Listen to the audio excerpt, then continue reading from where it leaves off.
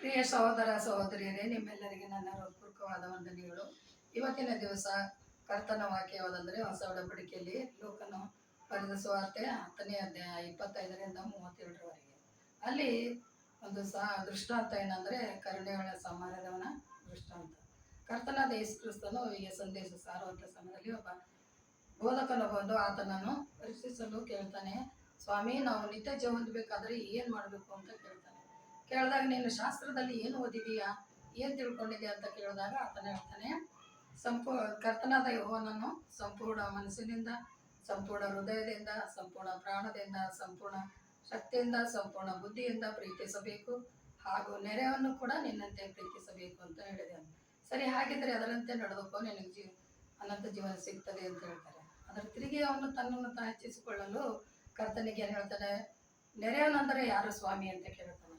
ಸರಿ, ಅದಕ್ಕೆ ಒಂದು ದುಷ್ಟ ಹೇಳ್ತಾರೆ. ಅಂದರೆ ಒಂದಾನೊಂದು ಸಲ ಒಬ್ಬ ವ್ಯಾಪಾರಿ ಹಣವನ್ನು ತೆಗೆದುಕೊಂಡು ವ್ಯಾಪಾರ ಸಲುವಾಗಿ ಯೆರೂಸಲೇಮಿನಿಂದ ಘಟ್ಟ ಹಿಡಿದು ಯೆರಿಕೋ ಊರಿಗೆ ಹೋಗ್ತಾ ಇರ್ತಾನೆ. ಮಧ್ಯದಲ್ಲಿ ಘಟ್ಟ ಇರ್ತದೆ. ಆ ಘಟ್ಟದಲ್ಲಿ ಕಳ್ಳರು ಬಂದು ಅವನನ್ನು ಚೆನ್ನಾಗಿ ಹೊಡೆದು ಅರಿಜೀವ ಮಾಡಿ ಅವನ ಹತ್ರ ಇದ್ದ ಹಣಗಳನ್ನು ತೆಗೆದುಕೊಂಡು ಅವನು ಅರಿಜೀವ ಮಾಡಿ ಬಿಟ್ಟು ಹೋಗಿರ್ತಾರೆ ರೋಡಲ್ಲಿ.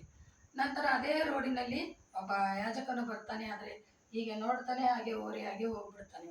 ತಿರುಗಿ ಒಬ್ಬ ಲೇವಿ ಬರ್ತಾನೆ. ಆತನು ಕೂಡ ಬಂದು ಹೀಗೆ ನೋಡ್ತಾನೆ, ತಿರುಗಿ ಓರೆಯಾಗಿ ಹಾಗೆ ಹೋಗ್ತಾನೆ. ಆದರೆ 3ನೇ ಸಲ ಸಮಾರ್ಯದವನು ಬರ್ತಾನೆ.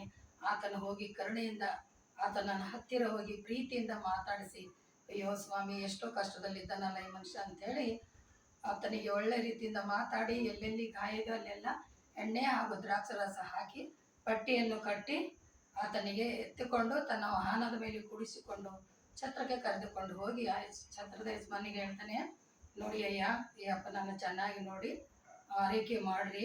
ನನ್ನ ಹತ್ರ ಸದ್ಯ 2 ಪಾವಲಿ ಇದೆ. ಮತ್ತೆ ಏನಾದರೂ ಹೆಚ್ಚು ಖರ್ಚಾದರೆ ನಾನು ತಿರುಗಿ ಬಂದಾಗ ನನ್ನ 4ನೇ ದಿನ ಕೊಡ್ತೀನಿ ಅಂತ ಹೇಳಿದಾಗ, ಸರಿ, ನಾನೆಲ್ಲ ನೋಡ್ಕೊತೀನಿ ಅಂತೇಳಿ ಆತನನ್ನು ಒಪ್ಪಿಸಿ ಹೋಗ್ತಾನೆ. ಅವಾಗ ಕೇಳ್ತಾನೆ ಸ್ವಾಮಿ ಆ ಬೋಧಕನಿಗೆ, ಈ 3ರಲ್ಲಿ ಯಾರು ನಿನಗೆ ನೆರೆಯವರು ಅನ್ನಿಸ್ತದೆ ಹೇಳು ಅಂದಾಗ, ಆ ಕರುಣೆಯುಳ್ಳ ಸಮಾರ್ಯದವನೇ. ಸರಿ, ಅದರಂತೆ ನೀನು ಹೋಗಿ ಮಾಡು, ಜೀವಿಸುವಿ, ಜೀವಂತವಾಗಿರುತ್ತಿ ನೀನು ಹಾಗಾದರೆ ಅಂತ ಹೇಳ್ತಾನೆ. ಜೀವಂತವಾಗಿದ್ದರೆ ಈಗ ನಾವೆಲ್ಲರೂ ಜೀವಂತವಾಗಿಯೇ ಇದ್ದಿದ್ದೀವಿ, ಆದರೆ ಆತ್ಮಿಕವಾಗಿ ಜೀವಂತವಾಗಿರೋದ್ರ ಸಲುವಾಗಿ ಜೀವಿತವಾಗಿರು ಅಂತೇಳಿ ದೇವರು ಹೇಳ್ತಾರೆ. ದೇವರ ವಾಕ್ಯವನ್ನು ಅನುಸರಿಸಿ ನೀತಿ ಮಾರ್ಗದಲ್ಲಿ ನಡೆಯೋದು, ಕಷ್ಟದಲ್ಲಿದ್ದವರನ್ನು ಸಹಾಯ ಮಾಡೋದು, ಈ ಎಲ್ಲ ಕಾರ್ಯಗಳಿಗೆ ದೇವರು ಏನು ಹೇಳ್ತಾನೆ, ಕೇವಲ ಒಬ್ಬರಿಗೆ ನೀವು ಏನು ಸಹಾಯ ಮಾಡಿದ್ರೆ ಅದೆಲ್ಲ ನನಗೆ ಮಾಡಿದ ಹಾಗಾಯಿತು.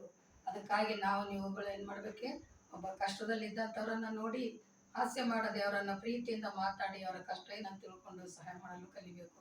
ಎಕ್ಸಾಂಪಲ್ ಆಗಿ ಒಬ್ಬ ಮುದುಕಿ ಯಾರೇ ಆಗಲಿ ಈ ರೋಡಿಂದ ಈ ರೋಡಿಗೆ ಬರುವಾಗ ಅವ್ರ ಕೈ ಹಿಡಿದು ಈಚೆ ತಂದಾಗ ಅವ್ರಿಗೆ ಎಷ್ಟೋ ಸಂತೋಷವಾಗ್ತದೆ.